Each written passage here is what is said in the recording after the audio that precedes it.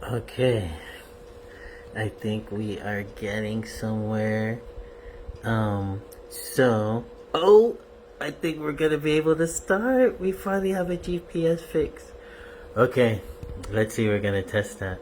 So, um, we were having issues with the GPS fix on here. So this flight controller has a bunch of fail safes.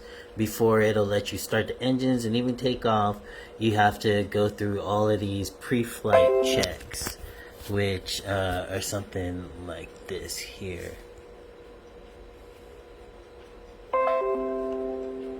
You got all these pre-flight checks. Oh, and now that's green. Yeah, baby, I think we're gonna be able to light this guy up today.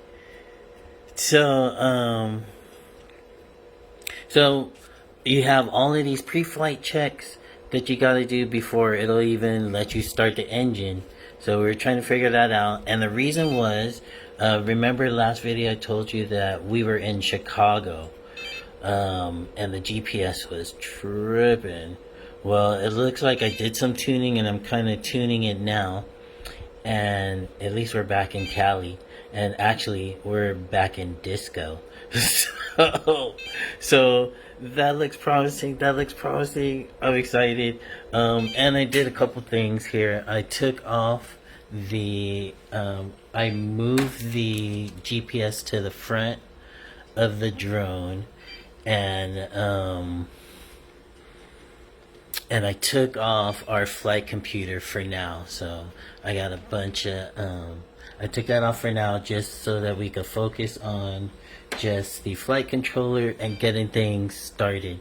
So if that looks so promising, I think we're gonna be able to spin today. And look, I think we finally got a fix and a 2D fix.